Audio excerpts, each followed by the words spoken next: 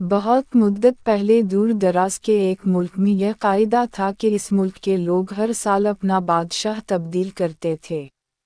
جو بھی بادشاہ بنتا وہ ایک عہدے نامے پر دستخط کرتا کہ اس کی حکومت کا 1 سال مکمل ہونے کے بعد وہ اس عہدے سے دست بردار ہو جائے گا اور اسے ایک دور دراز جزیرے پر چھوڑ دیا جائے گا جہاں سے وہ کبھی واپس نہیں آ سکے گا۔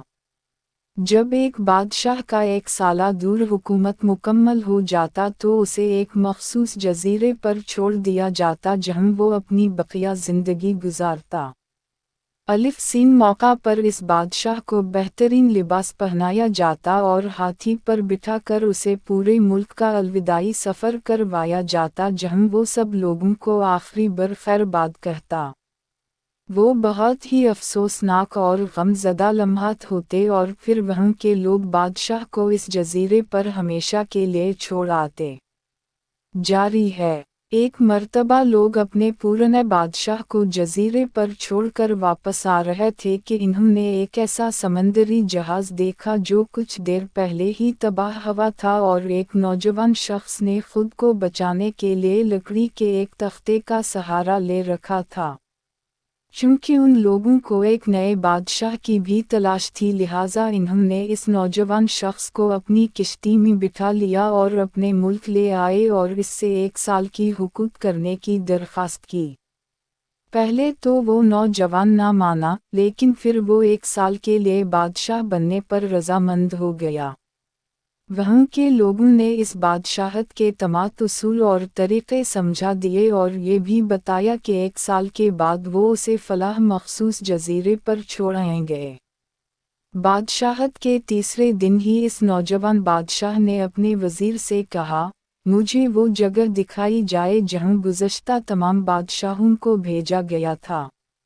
نے بادشاہ کی خواہش کا احترام کرتے ہوئے اسے وہ جزیرہ دکھانے کا اہتمام کیا گیا۔ وہ جزیرہ مکمل طور پر جنگل تھا اور جنگلی جانوروں سے بھرا ہوا تھا۔ ان جانوروں کی آوازیں جزیرے کے باہر تک سنائی دے رہی تھیں۔ بادشاہ جائزہ لینے کے لیے تھوڑا سا جنگل کے اندر گیا اور وہاں اس کے پچھلے تمام بادشاہوں کے ڈھانچے پڑے نظر آئے۔ وہ سمجھ گیا کہ بہت جلد اس کا بھی یہی حال ہوگا اور جنگلی جانور اس کو چیر پھاڑ کر کھا جائیں گے۔ ملک واپس پہنچ کر بادشاہ نے مضبوط و توانا جسم کے 100 مزدور اکٹھے کیے۔ ان سب کو اس جزیرے پر لے گیا اور حکم دیا جنگل کو 1 ماہ میں مکمل طور پر صاف کر دیا جائے۔ تمام خطرناک جانوروں کو مار دیا جائے اور سب فالتو درخت کاٹ دیے جائیں۔ وہ ہر ماہ خود جزیرے کا دورہ کرتا اور کام کی خود نگرانی بھی کرتا۔ پہلے مہینے میں ہی تمام خطرناک جانوروں کو مار دیا گیا اور پھر بہت سے درخت بھی کاٹ دیے گئے۔ دوسرے ماہ تک جزیرہ مکمل طور پر صاف ہو چکا تھا۔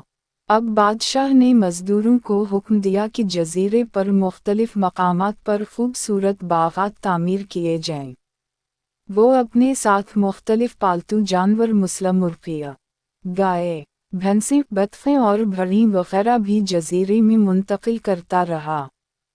تیسرے مہینے میں بادشاہ نے پنے مزدوروں کو حکم دیا کہ ایک شاندار گھر تعمیر کریں اور اس جزیرے پر ایک بڑی سی بندرگاہ بھی بنائیں۔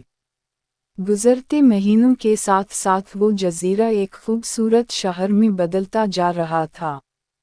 وہ نوجوان بادشاہ بہت سادہ لباس زیب تن کرتا اور اپنی ذات پر بہت کم خرچ کرتا۔